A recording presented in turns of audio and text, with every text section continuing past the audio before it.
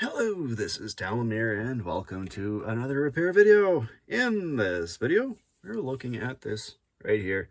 This right here is a very busted up looking iPhone 15 Plus. Yeah, it's a brand new phone, yet its back is broken. So I've got a new one right here.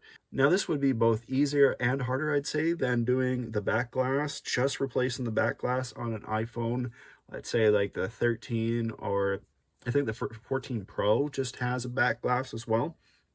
But we're gonna see how this goes, and let's switch our view to the desk. Still getting used to trying to show my face on camera. It is not easy. Those guys that have been doing it for who knows, I give them kudos. It's kudos to them because it's not easy to do. Those screws are really clogged up with dirt, so I'm gonna clean these out before trying, because if there's a lot of dirt in the holes of the pentalobe screws, you can strip them relatively easily. You don't want that to happen. Oh my goodness, I don't know if you guys can see this. That's a USB-C port. That's a first for me. How about that? I didn't I didn't know that I would be seeing those that early on. To get that off, I gotta heat it up with a heat gun. It's the only way to do it. And you'll notice, like with this one here, while I'm heating this up, it is straight glass on the edges. You see that shiny bit? That's glass. It's just straight glass. That is the back of the back glass. So that means when I'm taking this off, there's certain parts that'll just come out in chunks, which is really frustrating. Yeah, let's see if that's enough.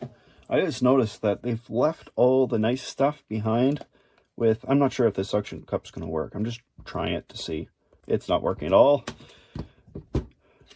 But yeah, on this one right here, they've left the wireless charging module, all of it, including the microphone as well as the the flash, which is really nice to see. It makes it a lot easier for me to work on. So I'm just going to put this blade in here a little bit and drip some alcohol down.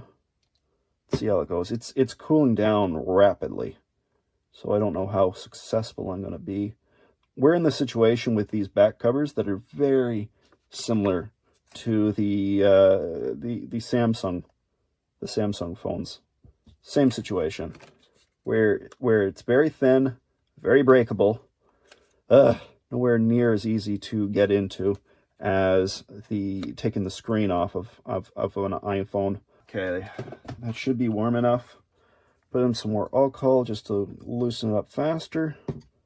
But you see this right here, it's come up. I can now like get my nail underneath there. So I need to heat this up again.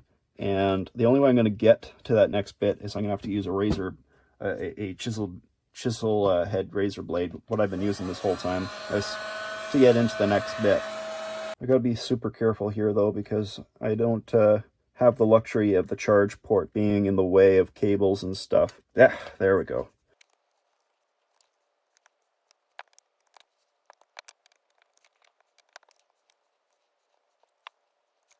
I think I found a better way. Kind of a better way. I'm worried about scratching the frame as well, so if I can avoid it, I definitely will. I can't get to that back one though, and I can only go so far. Oh, I got 2. I got 3. It's doing well. I'm behind the plate at this point, I'm pretty sure.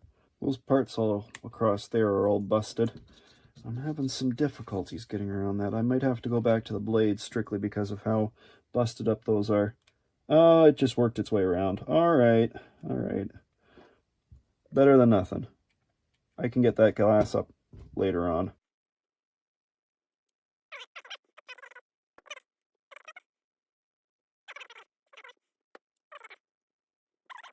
So that old bit has already come up. I just need to heat up the bottom now, right along here, and then I can finally get that last bit up. There. Aha! For those curious about the insides of an iPhone 15 Plus, here's your opportunity to take a look inside. What does an iPhone 15 Plus look like? It looks like this. Let's get ourselves a Y000. This one has a little bit of a hinge on the left side. you got to put that back in using that hinge on that left side. Again, when you're putting it in, it's pretty easy to get in. But yeah, then you start off from that side and work your way over. Let's disconnect the battery. Now go and get that bit up, that shield for the wireless charger. It's not coming out the way I was expecting though. It's a little different from the other. I'm not sure why they did it like that, but it's not hinged. It's slotted in. See that little bit right here, slotted. So it's got a hinge on this side and a slot. Gotta be super careful when doing this with tweezers. I prefer tweezers because it's really easy to get underneath those ribbon connectors. But there is a possibility that if there is capacitors around there and you get underneath that fill, this membrane thing, you could remove a capacitor or a resistor or some other type of small tiny component, and that can be very hard to put back in place. So you really don't want to do that. So be careful if you're going to use your tweezers. Now put that aside. Let's get this glass right here and here out of the way. And let's see about getting a new adhesive. Lots of alcohol, lots of prying. I'm going to go and get my protective eyewear. Okay, I put this on just in case. I wasn't sure if I needed to or not, but I didn't want any glass flicking into the camera lenses. I found that the Taptic tape doesn't leave any residue behind, which is really, really nice. And I just wanted to make sure that I protected those cameras because that camera module, it's expensive. I think it's around $250 just for the camera module. It's pricey, so I don't want to damage it. Let's move on to the adhesive. I will need to chop this section out to accommodate the camera lenses. For the sake of my sanity, I'm going to put a layer of alcohol along here, just because it's more flimsy than usual. And if I have that alcohol in place, this will allow it to move around before I am ready to put it in. So even though it's in there, it's going to float until I'm fully ready. Like right there, I need to chop out more. Now, whether the adhesive is in place or not, the alcohol will eventually dry. I've muddied up the seal a speck already.